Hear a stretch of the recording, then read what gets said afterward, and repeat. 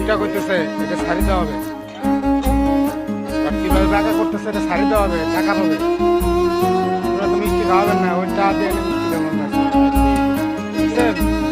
টাকা যায় ওই যে দেখ, ওই যে দেখ, ওই এই যে হ্যাঁ এখন এদিকে আমার দিকে ঘুরান এই সাতটা নিচের দিকে উপর মতো কাজ করছি এই সাথে শুধু এখন মিষ্টি খাওয়াবে